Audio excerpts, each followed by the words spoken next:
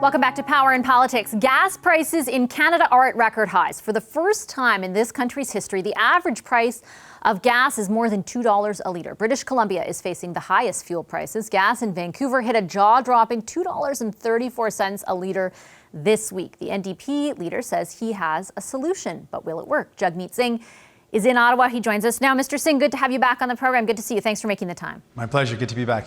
You introduced a motion today. Your party introduced a motion today that in part basically proposes cutting the carbon capture tax credit and cutting subsidies to oil companies and then reinvesting savings from those in order to combat some of the high cost of living that Canadians are seeing. Can you, in the most basic of terms, explain to Canadians watching right now how cutting the carbon capture tax credit will actually ensure they're going to pay less at the pump in the near term?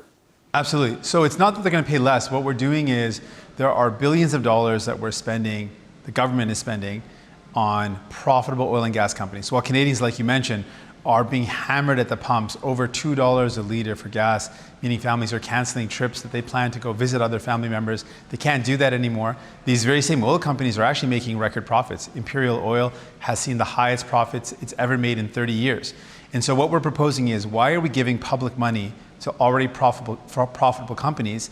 Let's cancel those subsidies and we can reinvest that back into people. Two specific proposals that we're proposing are to double the GST tax credit and also increase the Canadian child benefit. Doing both of those things will put money back in the pockets of Canadians directly. It's about 4.5 million Canadians that will benefit from this program. And that'll directly put money into Canadians' pockets from subsidies that we were giving to profitable oil and gas companies. Why does one need to happen for the next two? And by that I mean, why do the subsidies or and we're talking here about a carbon capture tax credit to incentivize the use of carbon capture as a means to reduce emissions in the oil patch. Why does that have to be eliminated in order for the government to do those two things as you laid out, to put some more money back in Canadians' pockets? Well, it simply makes no sense when we have public dollars subsidizing a profitable sector. Normally you use public dollars to help Canadians, to help a sector that might be struggling that we need to invest in because it's going to create jobs for the future.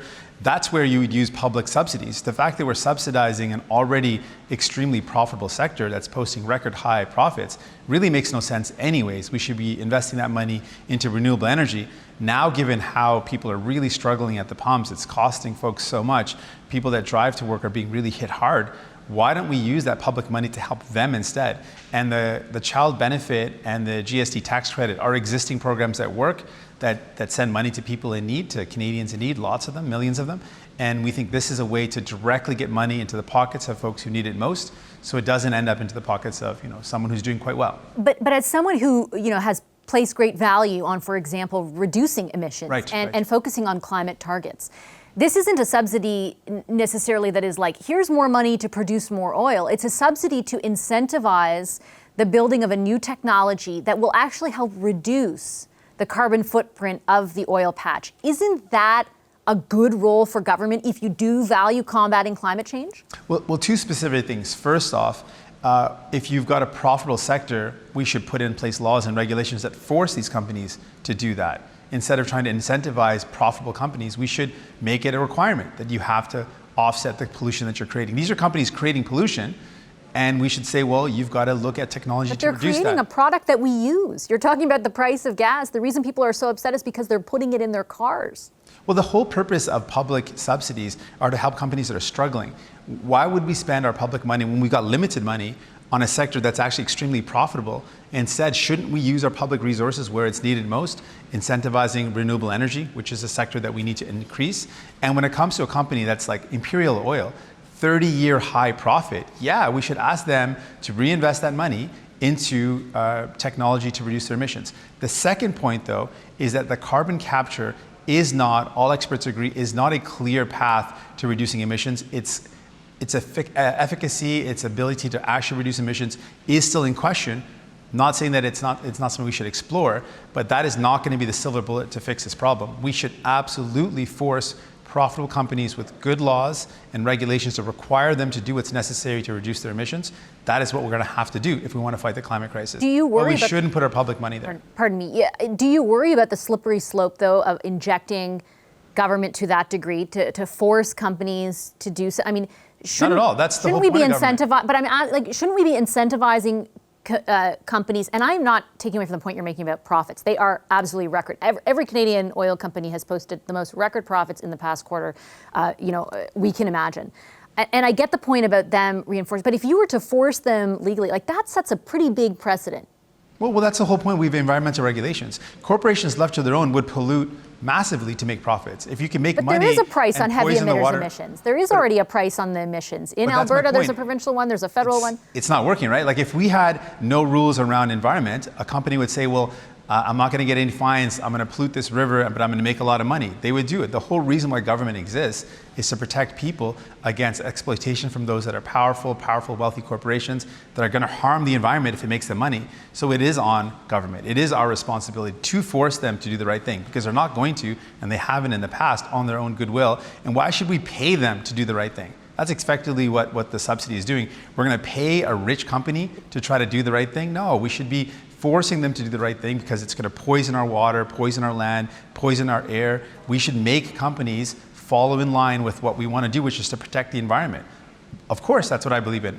Unequivocally, unabashedly. Yeah, but I'm saying, I mean, the thing that you're referring to is different than what's already. I mean, there is already a price on carbon for heavy emitters. That already exists in the oil patch. We can go beyond that to say that they should also be reducing their emissions. There should be a penalty for increased emissions, and that should be the way that we get companies to lower their emissions. And that's what we should absolutely do. Okay, from an economic perspective, what happens then if that ends up greatly reducing their output of oil, which then greatly reduces the supply of it? You know as well as anyone that demand for gas, for oil, has gone through the roof since the pandemic eased off. Right now, the primary reason that the price of gas is so high for Canadians, that the cost of living is so high for Canadians, is because demand is outstripping supply. What you're proposing would further reduce supply and further jack up gas prices. How is that necessarily helping Canadians at this point in time? Well, we've looked at what's going on. There is not a significant increase in cost. The reason why the cost of oil is going up is purely because of speculation.